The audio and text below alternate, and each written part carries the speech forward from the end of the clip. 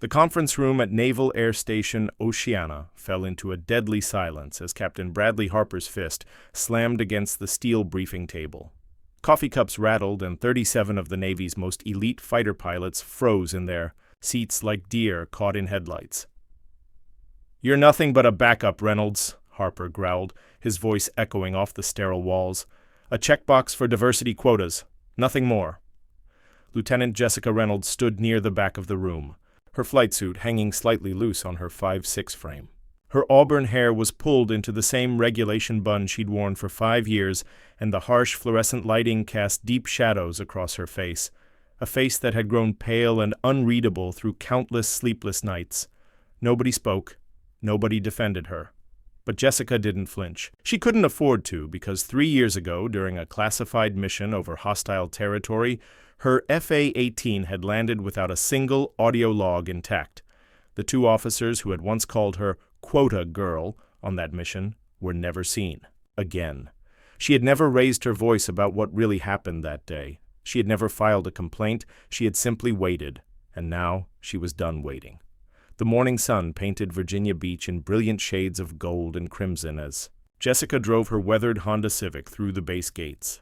At 35, she moved with the quiet, measured grace of someone who had learned to make herself invisible, to occupy space without demanding attention or acknowledgement. Her apartment, a modest 1-bedroom 20 minutes from base, reflected this same philosophy of minimalism. No medals adorned the walls, no photographs of aircraft or fellow pilots decorated the shelves. Just a worn leather armchair her grandfather had left her, technical manuals dating back 2 decades, and a digital piano that had been gathering dust since Afghanistan. Since everything changed, she used to play Chopin before the war, before the mission that cost her everything she'd worked for. Now her fingers only knew the cold touch of flight controls and the weight of decisions that had destroyed her career. Her colleagues often wondered why she stayed. With limited flight hours logged in the past 5 years and a service record that read like a cautionary tale, Jessica Reynolds seemed to exist as nothing more than a token, a living reminder of the Navy's diversity initiatives gone wrong. She ate alone in the corner of the mess hall, reading outdated technical manuals, while others swapped stories of aerial victories and near-death experiences. When she walked through the hangar, conversations quieted, not out of respect, but from the uncomfortable awkwardness of being near someone who had fallen so spectacularly from grace.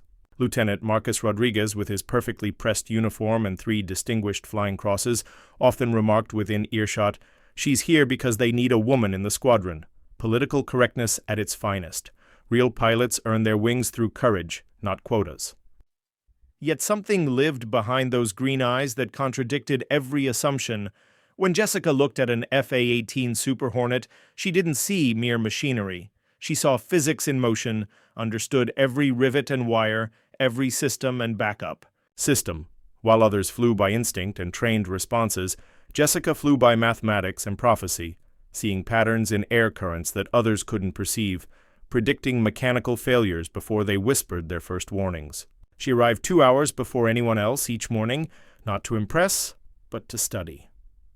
She left long after sunset, not for show, but to sit in the obsolete flight simulator tucked away in the forgotten corner of Hangar 3, the one deemed too outdated for serious training.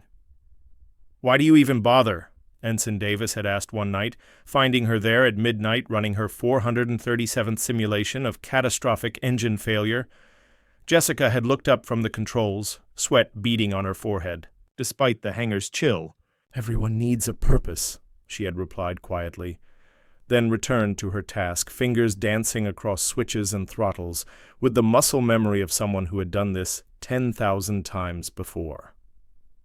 Davis had shaken his head and walked away, completely missing the significance of what he'd witnessed.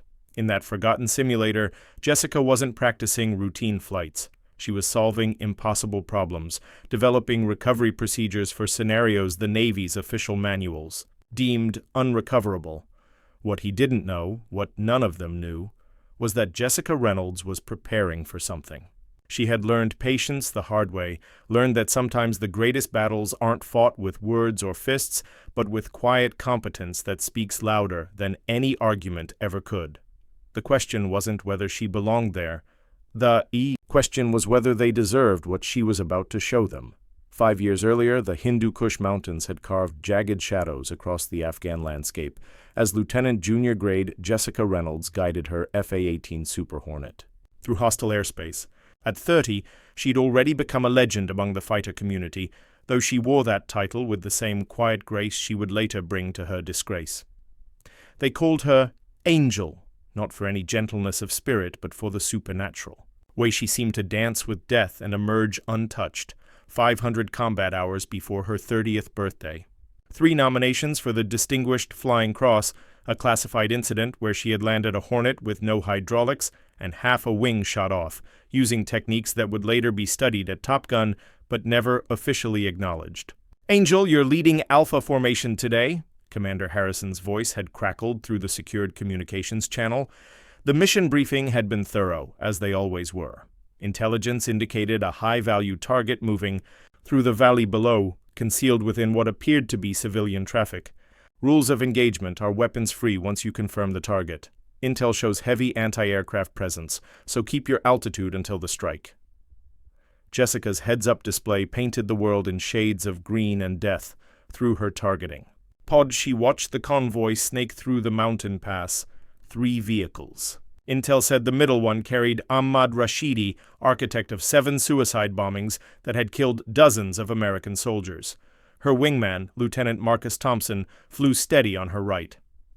"Tally on the convoy, Angel, awaiting your order." But something was wrong. Jessica enhanced the image, her trained eye catching details others might miss. The way the vehicles moved, the spacing, the time of day. Her gut, honed by 500 hours of making life-and-death decisions, screamed. "Warnings. Command, this is Angel requesting visual confirmation of target identity." "Something's not right." The response came swift and harsh. "Negative, Angel. Intelligence is solid. You have your orders." Through the enhanced optics, Jessica saw what others refused to see. The middle vehicle wasn't an armored transport. The windows weren't tinted. Small faces pressed against glass, counting on fingers, playing games to pass the time on what should have been just another school trip through the mountains.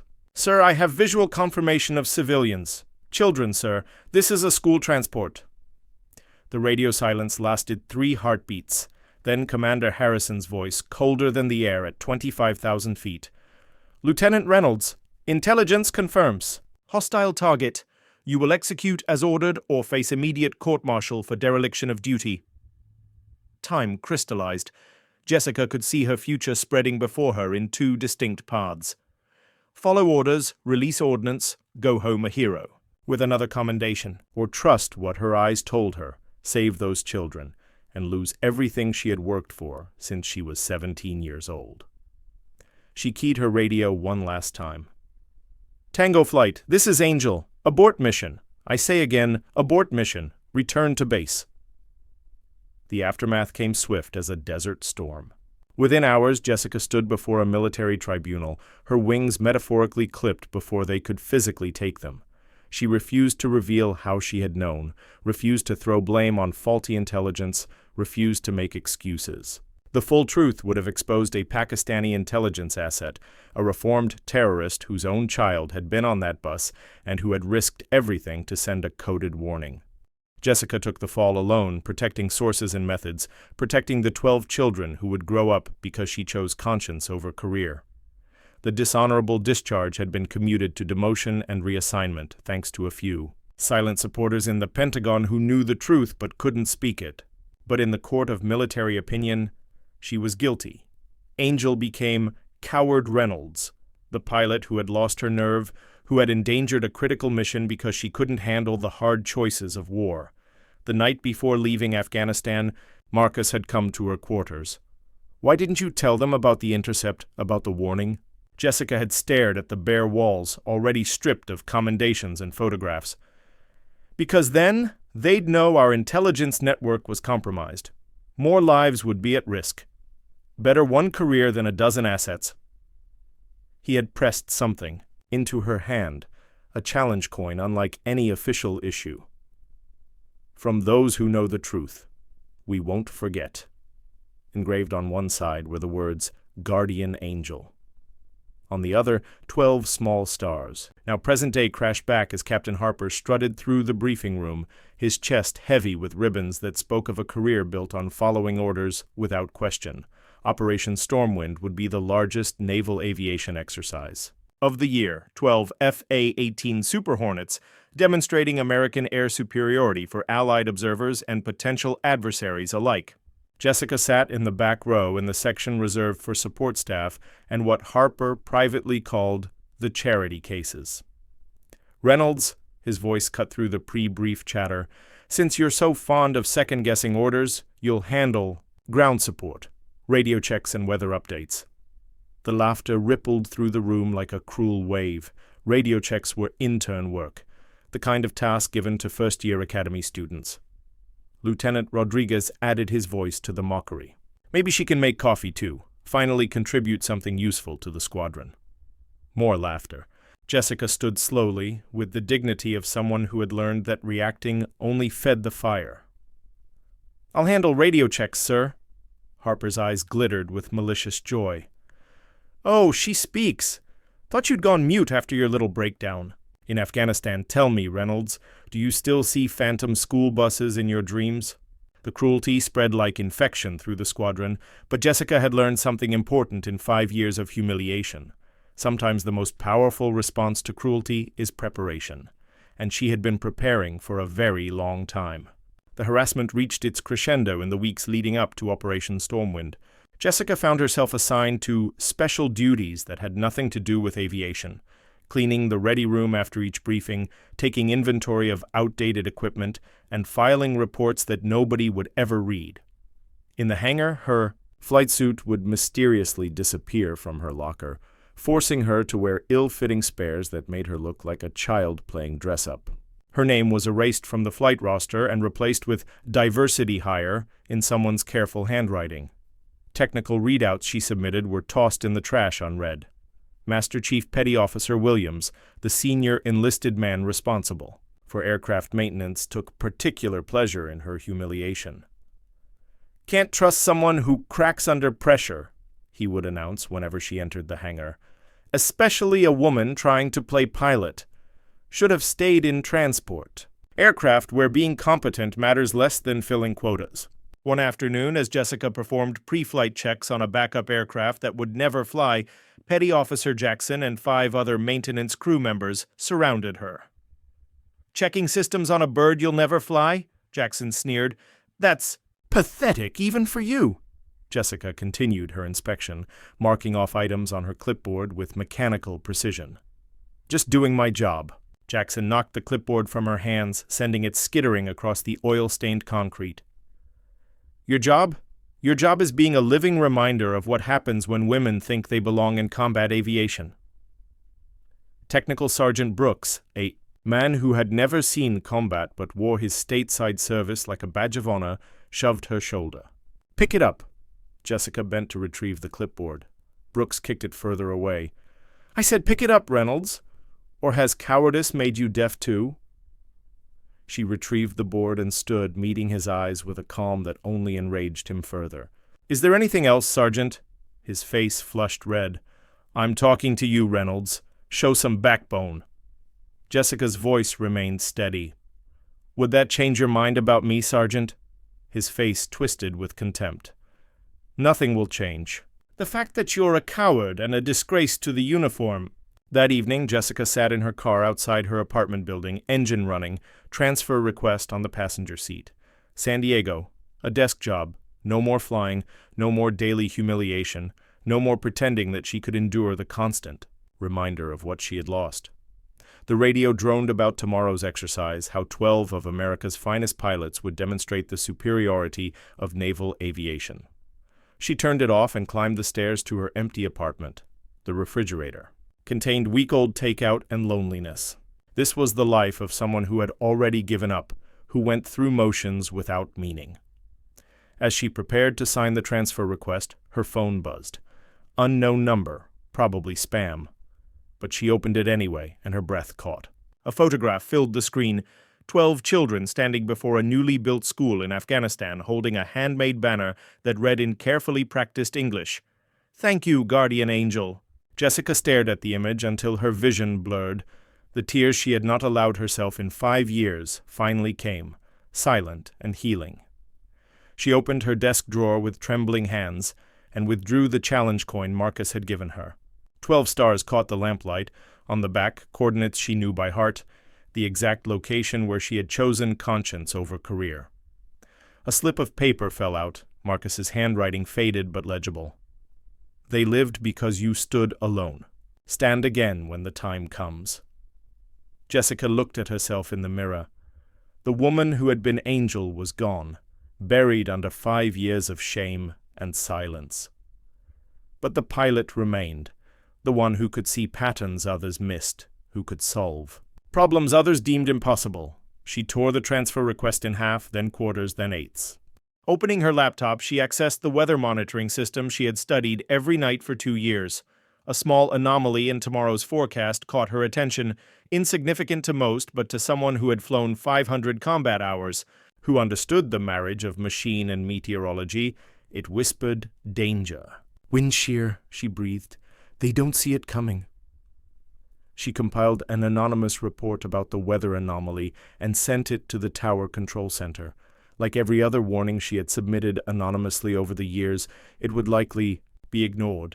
Too technical, too subtle, from an unknown source. But she would be there tomorrow, in the tower, watching and waiting. This time, she would not walk away. The next morning dawned clear and cold, the kind of Virginia morning that promised perfect flying weather to those who didn't know better. Jessica stood in the control tower by Euro 600, headset in hand, watching 12 FA-18 Super Hornets being prepared for launch. The pilots walked to their aircraft with the swagger of invincibility, Captain Harper in the lead. "Reynolds," supervisor. Johnson ordered, "You're on weather updates only. Don't touch anything else. Don't speak unless spoken to. Are we clear?" Jessica nodded, taking her position at the auxiliary console. Around her the tower hummed with professional efficiency, controllers, managing the complex ballet of military aviation. At 0700 the first Hornet roared down the runway, afterburners painting the dawn blue. One by one they launched, a demonstration of American air power that would be watched by satellites and allies alike. Jessica monitored her weather displays, watching patterns develop that others dismissed as insignificant. The wind shear was building exactly as she had predicted, but worse, much worse. The convergence of pressure systems, the temperature gradients, the altitude variations, all combined to create something the weather models had missed, something that would turn 12 invincible war machines into falling coffins in a matter of minutes. She had been preparing for this moment for 5 years. The question was, would they let her save them, or would their pride kill them all? By 0815, the situation had deteriorated beyond prediction. Jessica watched her instruments tell a story of impending disaster. The wind shear had created electromagnetic anomalies, subtle at first, but building. The aging avionics in the FA-18s, pushed hard through budget constraints and extended deployments, began to fail in cascade. "Mayday! Mayday!" Rodriguez's voice shattered the routine calm. "Complete electrical failure, backup systems not responding." Within seconds, the tower erupted in controlled chaos. Multiple aircraft reported simultaneous system failures. The wind shear had triggered something unprecedented, a perfect storm of mechanical and meteorological disaster. "Alpha 3, engine flame out!" "Bravo 2, hydraulics failing!" "Jesus Christ, I've lost everything. No instruments, no controls."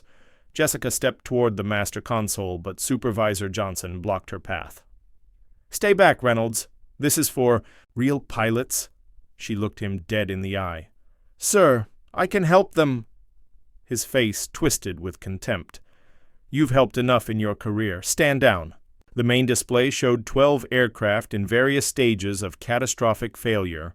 Standard recovery procedures were useless against this kind of systematic collapse. The pilots were trying everything they knew, but they were flying blind against forces they didn't understand. Jessica's voice cut through the panic with surgical precision. "You have 30 seconds before Alpha Lead enters an unrecoverable spin. Your choice, Supervisor." Johnson's face went pale as he processed the certainty in her voice. Before he could respond, Admiral Rebecca Foster's voice boomed through the speakerphone from her position in the base command center. "Let her through, now. That's a direct order." Jessica slid into the pilot's chair at the ground control simulator. The system everyone ignored, the one she had been secretly modifying for 2 years. Her fingers found familiar positions as she activated protocols she had developed in solitude. "All aircraft, this is—" She paused, glancing at Admiral Foster on the video feed. The Admiral nodded.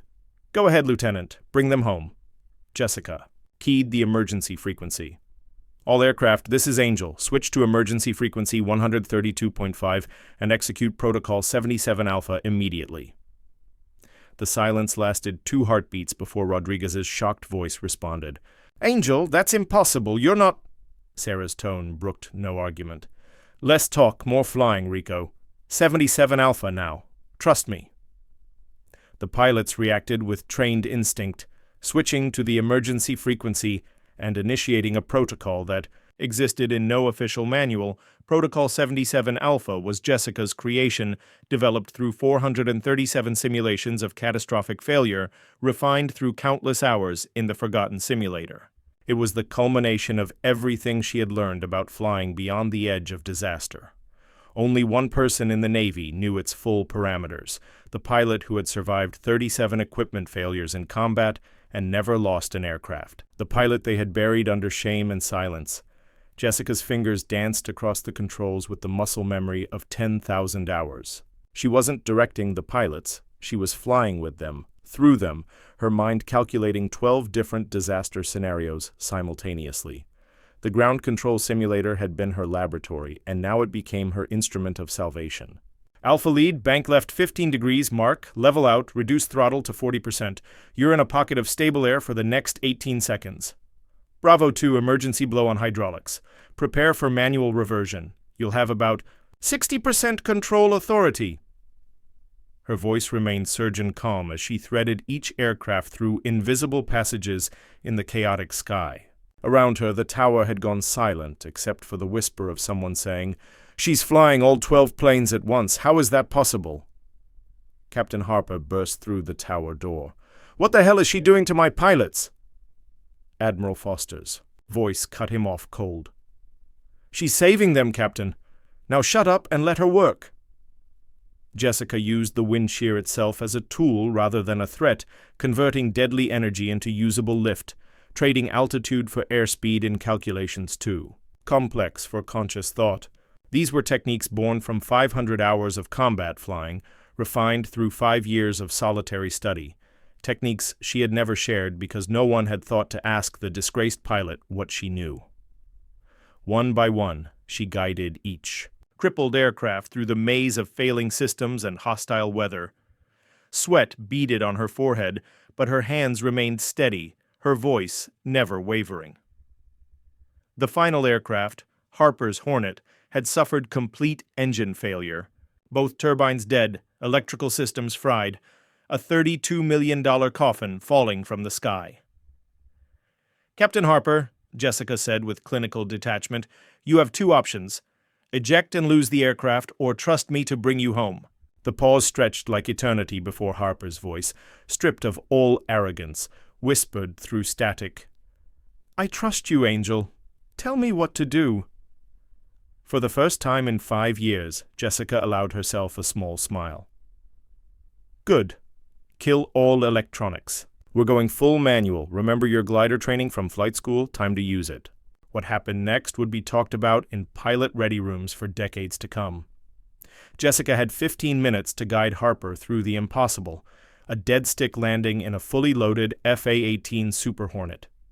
She painted pictures with words, helping him feel air currents he could no longer see on instruments, teaching him to read the language of wind and wing that few pilots ever truly understand. When his wheels finally touched runway concrete in a perfect landing, the tower erupted in chaos. But Jessica was already removing her headset, her job complete. She stood slowly, picking up her bag as if she had just finished any other shift. Master Chief Williams approached, tears streaming down his weathered face. "The weather report, the anonymous warning, that was you. You've been protecting us all along, even after we—" His voice broke. Jessica met his eyes with the same calm she had shown throughout. "Just doing my job, Master Chief." Around them, controllers and supervisors stood in stunned silence, processing. What they had witnessed, the disgraced pilot they had mocked and marginalized, had just performed the impossible, saving 12 lives and 12 aircraft through skill beyond their comprehension. But Jessica Reynolds was already thinking about her next move. She had proven her point, saved the lives that needed saving. Now came the hard part, deciding what to do with the power she had just revealed. 1 week later, Jessica cleaned out her locker for what she assumed would be the last time. There had been no official ceremony, no public acknowledgement, just a quiet understanding that something extraordinary had occurred. The pilots she had saved stood in the hallway as she passed, rendering silent salutes. She nodded but didn't stop, her business here seemingly complete. Captain Harper waited by her car, his posture missing its usual rigid arrogance. "The Pentagon wants to debrief you. Your techniques, they want them in the official manuals. You could revolutionize how we train for emergency procedures." Jessica placed her box of belongings in the trunk. "Everything you need is in the simulator computer, Captain. Password is the coordinates from Afghanistan." Harper swallowed hard.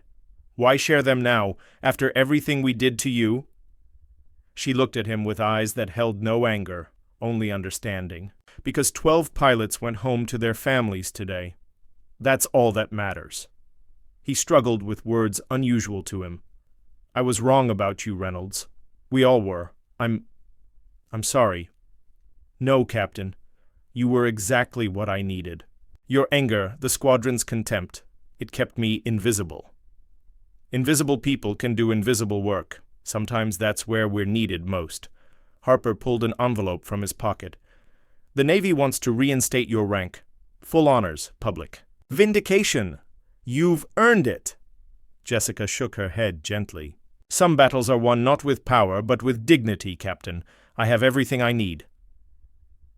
But as she drove away from Naval Air Station Oceana that evening, Jessica had no idea that her story was far from over.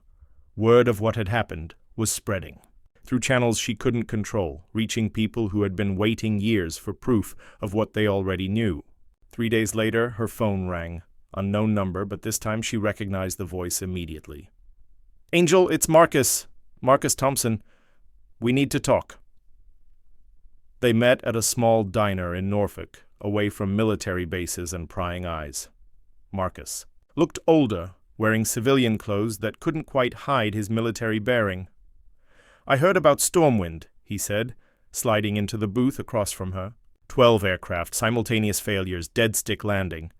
That was you, wasn't it? Jessica stirred her coffee slowly. "I just did what needed to be done." "Just like Afghanistan." Marcus leaned forward. "Jess, there are people who've been waiting 5 years to clear your name. People who know the truth about that mission, about what you saved. But we needed proof that you were still the pilot we knew you were." "What are you talking about?" Marcus glanced around the diner, then pulled out a tablet. "Operation Stormwind wasn't random, Jess. The weather anomaly, the electromagnetic interference, it was a test. Not for the equipment, for you." Jessica's coffee cup stopped halfway to her lips. "What?" "Admiral Foster has been tracking your career since Afghanistan. She knew what really happened on that mission. She also knew that someday the Navy would need the angel again, someone who could see what others miss, who could make impossible decisions under pressure." The tablet screen showed classified documents, operational reports, communications logs. Jessica's eyes widened as she read. "The Pakistani asset you protected?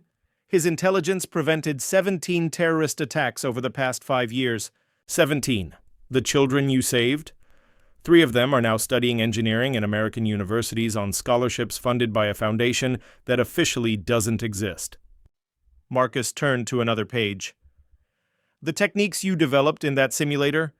The Pentagon has been studying them for 2 years, trying to reverse engineer what you created. They can't.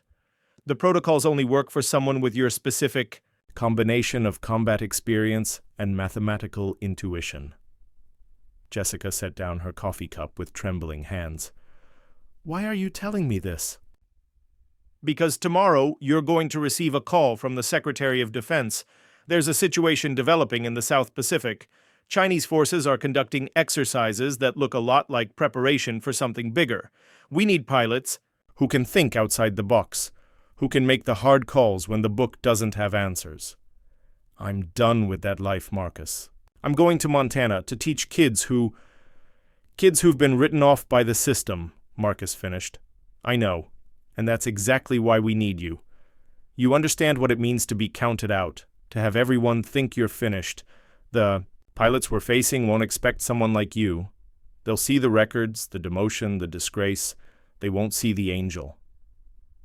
Jessica stared out the diner window at the Norfolk traffic, thinking about 12 children in Afghanistan and 12 pilots over Virginia, thinking about patterns that others couldn't see and decisions that had to be made in the space between heartbeats.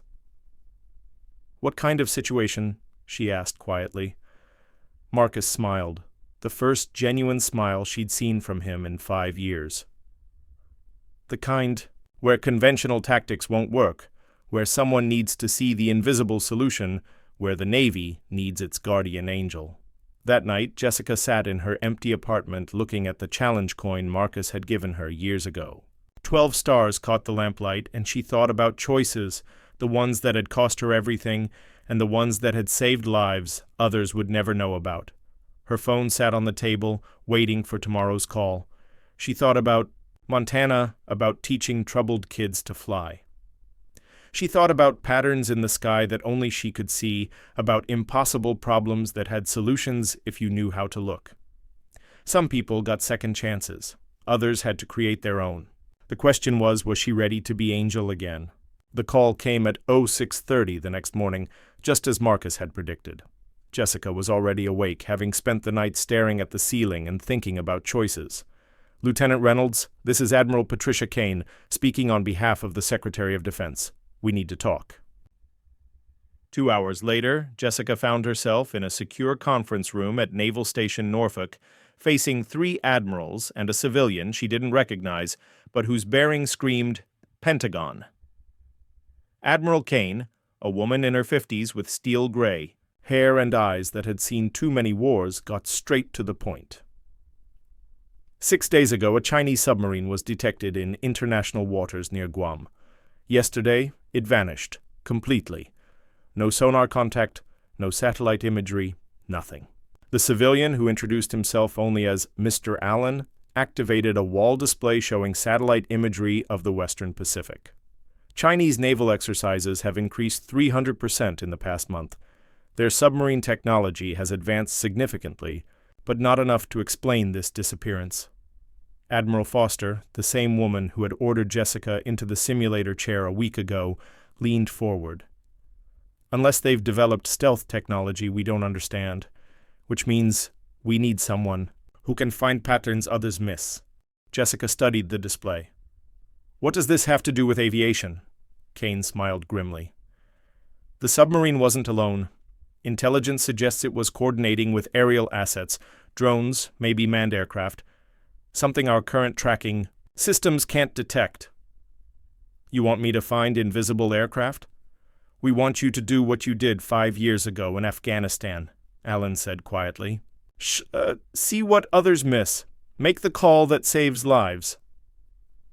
Jessica felt the familiar weight of impossible decisions settling on her shoulders. "And if I say no?" Kane's expression softened slightly. "Then you go to Montana, teach those kids to fly, and hope we can figure this out without you. But Jess, may I call you Jess? We both know you're not going to say no, because that's not who you are." The mission briefing lasted 4 hours. Chinese forces were conducting what they called routine exercises in the South Pacific, but satellite imagery showed formations and movements that suggested something far more sinister. The vanished submarine was likely the tip of the spear for a larger operation. "Traditional reconnaissance flights have been ineffective," Admiral Kane explained. "The Chinese are using some kind of electronic warfare system that makes their assets nearly invisible to conventional detection. We need someone who can fly into that environment and use unconventional methods to gather intelligence. Jessica studied the mission parameters with growing unease. This is a suicide mission. You're asking me to fly solo into contested airspace, with no backup, using equipment that may not work, to find an enemy that's essentially invisible. That's why we need Angel, Foster said simply, because Angel sees the invisible. The aircraft they showed her was unlike anything she'd ever flown, a modified FA-18 Super Hornet designated XF-18E, loaded with experimental sensors and countermeasures. It was a test pilot's dream and a tactician's nightmare. The good news, the chief engineer explained, is that the modifications give you capabilities no pilot has ever had. The bad news is that half of them are theoretical, and the other half might kill you. Jessica ran her hands over the control surfaces, feeling the subtle differences in weight and balance. How long do I have to learn this aircraft? 72 hours, Kane replied. The Chinese fleet reaches their operational position in 96 hours. If we're going to stop whatever they're planning, it has to be soon. That evening, Jessica called the flight school in Montana. I'm sorry, she told the director, a former Air Force colonel who understood military obligations. Something's come up. I'll need to postpone for a few weeks. How many weeks? He asked. Jessica looked out her apartment window at the Norfolk skyline, thinking about invisible submarines and impossible missions. I honestly don't know. Maybe forever. The next 3 days blurred together in a haze of technical briefings, test flights, and system familiarization. The XF-18E was a temperamental beast requiring precise inputs and constant attention. But slowly Jessica began to understand its rhythm, its personality. On her final test flight, she pushed the aircraft through maneuvers that would have been impossible in a standard Hornet. The experimental sensors painted a picture of the world that was both more detailed and more confusing than anything she'd experienced. How does it feel? Marcus asked over the radio. He'd been assigned as her ground controller, the one constant in a mission defined by variables. Like flying with superpowers and a blindfold at the same time, Jessica replied, bringing the aircraft around for landing. The sensors can see everything, but interpreting what they're seeing, that's the trick. Back on the ground, Admiral Kane was waiting with final mission orders. You launch in 6 hours. Target area is approximately 400 nautical miles southeast of Guam. Your mission is to locate and identify Chinese naval assets using unconventional reconnaissance methods. Jessica studied the flight plan. It was a masterpiece of calculated risk, skimming the edge of international airspace, using weather patterns and known shipping lanes to mask her approach. On paper, it looked like a routine patrol. In reality, it was a high-stakes game of three-dimensional chess. What's my backup if things go wrong? She asked. Kane's expression didn't change. You don't have one. Officially, this mission doesn't exist. If you're shot down or captured, the Navy will disavow any knowledge of your operation. Jessica nodded slowly. She'd expected as much. And unofficially? For the first time, Kane smiled. Unofficially, every resource we have will be focused on bringing you home. But you need to understand, once you cross into that airspace, you're on your own. The decisions you make out there, they're yours alone. Standing on the tarmac beside the XF-18E, Jessica thought about patterns and choices, about invisible threats and impossible solutions. Somewhere out there, a Chinese submarine was preparing for something that could change the balance of power in the Pacific, and she was the only one who might be able to stop it. The weight of it should have been crushing. Instead, for the first time in 5 years, Jessica Reynolds felt like herself again. Time to be Angel. The XF-18E Super Hornet cut through the pre-dawn darkness like a knife through silk, its experimental engines barely a whisper against the Pacific wind. Jessica had launched from Guam under cover of darkness, her aircraft painted in radar-absorbent coating that made her nearly invisible to conventional detection. But nearly invisible wasn't good enough. Not for this mission. Angel, this is Overwatch, Marcus's voice crackled through the encrypted communications. You're approaching the edge of known Chinese patrol zones. From here on, you're in the black. Jessica checked her instruments one final time. The experimental sensor suite hummed with electronic life, painting a three-dimensional picture of the ocean below. But what she was looking for wouldn't show up on any conventional display. Copy. Overwatch, going dark. She switched off her transponder and activated the XF-18E's stealth systems. The aircraft seemed to disappear even from her own sensors, a ghost flying through a world of ghosts. The Chinese had chosen their operational area well, 500 square miles of empty ocean, far from shipping lanes and normal patrol routes. But Jessica had spent the past 72 hours studying weather patterns, ocean currents, and tidal cycles. If there was a pattern to be found, she would find it. An hour into the mission, her sensors detected the first anomaly. Not a ship or aircraft, but something subtler, a disturbance in the ocean's thermal layer that suggested a large object moving below the surface. Jessica banked toward the contact, dropping to barely 50 feet above the waves, the XF-18E's. Sensors penetrated the water like X-rays, revealing the ghostly outline of something massive moving in the depths. Not just one submarine, 3, running in formation, deeper than any conventional submarine could operate. Overwatch, this is... Angel, I have multiple subsurface contacts bearing 270, estimated depth 800 feet. These aren't conventional submarines. The radio silence stretched for 30 seconds before Marcus responded. Copy, Angel. Can you get a clearer picture? Jessica studied her sensor displays, watching the patterns of movement below. Something was wrong. The submarines were too coordinated, their formation too precise. It was almost as if they were being controlled by a single mind. Overwatch. I think these are autonomous, no human crew. They're moving in perfect synchronization, following a programmed route. Before Marcus could respond, Jessica's threat warning system exploded in alarms. Multiple radar contacts approaching fast from the north. But that was impossible. Her sensors showed empty sky. Angel, we're showing multiple airborne contacts on satellite. Do you have visual? Jessica craned her neck, scanning the horizon. Nothing. Empty sky as far as she could see, but her threat warning system insisted that something was out there. Something moving fast and getting closer. Then she saw it. Not with her eyes, but with her mind. The pattern her sensors were showing wasn't random. The electromagnetic signatures, the thermal anomalies, the subtle disturbances in air pressure. They formed a three-dimensional picture that existing software couldn't interpret. They're using the weather, she breathed into her radio. Overwatch. The Chinese have developed aircraft that hide inside weather patterns. They're not invisible, they're camouflaged. Jessica activated systems that the engineers had told her were purely experimental, sensors that could detect the minute pressure changes caused by aircraft moving through atmospheric disturbances. Suddenly, the empty sky came alive with contacts. 12 aircraft flying in formation, their shapes distorted by the weather systems they were using for concealment. But Jessica could see them now, could track their movement patterns and predict their flight paths. Angel, you need to get out of there. Now. Marcus's voice carried an urgency that made her stomach clench. Negative, Overwatch.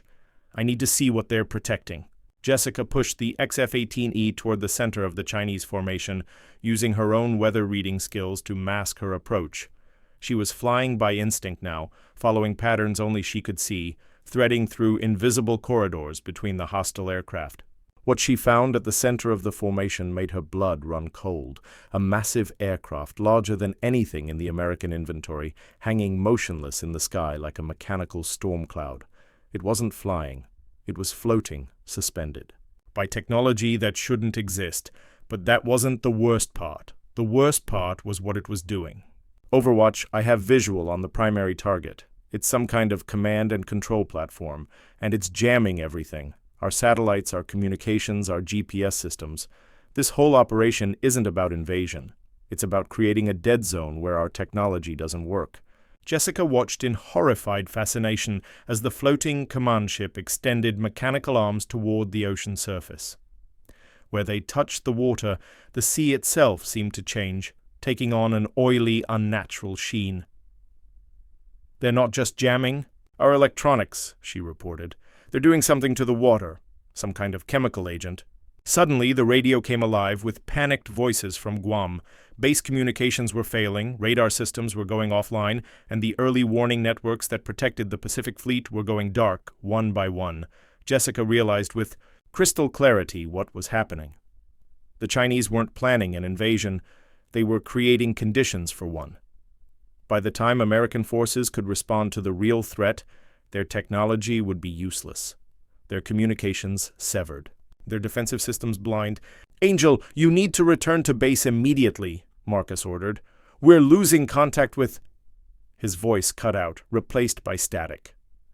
Jessica was alone, flying in a pocket of electronic chaos, surrounded by enemy aircraft that could see her, but that she could barely detect. For a moment, she felt the familiar weight of an impossible decision. She could run, try to escape back to friendly airspace with the intelligence she'd gathered, or she could stay and try to stop this before it spread beyond the operational area. The floating command ship was the key. Without it, the weather-camouflaged aircraft would be flying blind, and the submarines would lose their coordination. But destroying it would require getting close enough to use weapons that officially didn't exist on our aircraft. Jessica smiled grimly, remembering Captain Harper's words from a week ago. Real pilots make the hard choices. Time to show them what a real pilot could do. She armed the XF-18E's experimental weapon systems and banked toward the floating command ship, invisible death approaching an impossible target through a sky full of ghosts. The experimental weapons locked onto the floating command ship with a tone Jessica had never heard before, a pure, crystalline note that seemed to harmonize with her heartbeat. She had one shot, one chance to stop whatever the Chinese were unleashing on the Pacific, but as her finger moved toward the trigger, something made her pause. The pattern of the enemy aircraft had changed. They weren't pursuing her. They were fleeing. All 12 weather-camouflaged fighters were banking away from the command ship at maximum speed. "Why are they running?" she wondered aloud, then her blood turned to ice. The massive floating platform wasn't just a command and control ship. It was a bomb, a technological weapon designed to create an electromagnetic pulse that would disable every piece of American technology within a 1,000-mile radius. The Chinese aircraft were fleeing because they knew what was about to happen. Jessica had perhaps 90 seconds before the device detonated, turning the entire Pacific theater into a technological wasteland. 90 seconds to find a solution that didn't exist in any manual. She studied her sensor displays with desperate intensity, looking for patterns that others would miss. The floating platform was drawing power from the submarines below, using some kind of directed energy transmission through the water. But the system was delicate, requiring precise positioning and timing. If she could disrupt the power transfer, Jessica dove toward the ocean surface, pushing the XF-18E beyond its design limits. At 50 feet above the waves, she activated every sensor, every electronic countermeasure, every experimental system the aircraft carried. The goal wasn't to destroy the command ship, it was to create enough electromagnetic interference to disrupt the power transmission from the submarines. The ocean exploded around her as the Chinese submarines, detecting her approach, launched every weapon they had. But Jessica was flying by pure instinct now, reading the water like others read books, seeing patterns in the waves that told her where the torpedoes would emerge. She pulled into a vertical climb just as 3 torpedoes breached the surface where she'd been seconds before. The experimental jamming systems had worked, the power transfer was interrupted, and the floating command ship was beginning to lose altitude. But the Chinese had a backup plan. One of the weather-camouflaged aircraft broke formation and dove toward Jessica, firing missiles that seemed to bend through the air, following flight paths that defied physics. Jessica realized they weren't conventional weapons. They were using the same weather manipulation technology to guide their ordnance. The first missile passed so close to her canopy that she could see its warhead through the plexiglass. The second one was going to hit. Time slowed to a crystalline moment of absolute clarity. Jessica could see the missile's trajectory, could calculate the exact point of impact, could feel the mathematics of destruction converging on her aircraft. In that moment, she understood something that 5 years of disgrace and humiliation had taught her. Sometimes saving others required sacrificing yourself, but sometimes just sometimes, there was a third option that nobody else could see. Jessica pulled into a maneuver that existed in no textbook, a spiraling climb that used the atmospheric disturbances created by the Chinese weather manipulation technology against itself. The missile, following its program flight path through the artificial weather pattern, suddenly found itself chasing a target that was no longer there. The warhead detonated harmlessly 100 feet below her, its shockwave actually helping to propel her aircraft higher and faster. For the next 10 minutes, Jessica danced through the sky with 12 enemy aircraft, using techniques she was inventing in real time. She turned their own technology against them, reading the patterns of their weather camouflage and exploiting the blind spots it created. One by one, the Chinese fighters found themselves unable to maintain lock on a target that seemed to exist. In several places at once, Jessica wasn't just flying, she was conducting a symphony of physics and intuition that no one else could hear. When the last enemy aircraft turned and fled toward the horizon, Jessica found herself alone in a suddenly quiet sky. The floating command ship had crashed into the ocean, its electromagnetic weapon disabled. The submarines were retreating at maximum speed, their coordination shattered. "Angel, this is Overwatch!" Marcus's voice crackled through the static as communications began to clear. "We show all hostile contacts departing the area. What's your status?" Jessica looked at her fuel gauges and smiled. She had just enough to make it home. "Overwatch, this is Angel. Mission complete. The skies are clear." 3 weeks later, Jessica stood in a hangar at Naval Air Station Oceana, watching mechanics perform routine maintenance on an ordinary FA-18 Super Hornet. The XF-18E had been taken away by people who didn't exist to a place that wasn't on any map. Captain Harper approached, his bearing noticeably different than it had been a month ago. "The Pentagon wants you to know that the Chinese submarine threat in the Pacific has been neutralized. Whatever you did out there, it worked." Jessica nodded, not trusting herself to speak. "They're offering you anything you want," Harper continued. "Your own squadron, a promotion to commander, assignment to any base in the world. Name it, and it's yours." "And if I said I wanted to go to Montana, to teach kids who've been written off by the system?" Harper smiled, a genuine expression she'd never seen from him before. "Then the Navy would give you the best letter of recommendation ever written and wish you well. You've earned the right to choose your own path." That evening, Jessica drove her Honda Civic through the gates of Naval Air Station Oceana for the last time.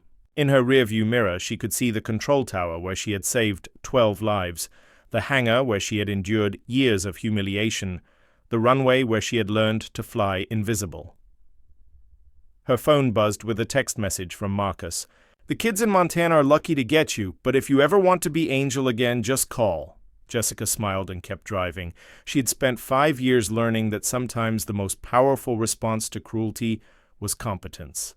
But she had also learned something else, that being underestimated was a superpower all its own. In Montana, troubled teenagers would learn to fly from a quiet instructor who never talked about her past. They would learn that failure wasn't the end of the story, that being written off by others didn't mean writing yourself off. They would learn these lessons from someone who had been called a coward and a quota hire, who had eaten alone in mess halls and cleaned toilets as punishment for doing the right thing. Someone who had chosen conscience over career, dignity over revenge, and service over recognition. Someone who had been Angel long before anyone gave her that call sign, and would remain Angel long after the last mission was flown. Jessica Reynolds drove toward the mountains with the radio playing and her windows down, finally understanding that the greatest victories aren't always the ones that make headlines. Sometimes they're the quiet moments when you choose to save others, even when those others would never save you. Sometimes the most important thing you can do is simply refuse to let their cruelty change who you are. And sometimes, just sometimes, that's enough to change the world. What would you have done in Jessica's place? Would you have walked away from the humiliation, or stayed to protect those who tormented you? Share your thoughts below, because sometimes the most powerful response to cruelty is simply choosing to remain who you are, no matter what the cost. If you enjoyed this story, don't forget to hit the subscribe button and become a part of our Everyday Life Stories community. Where are you watching from? Drop a comment below. We love hearing from our amazing viewers around the world.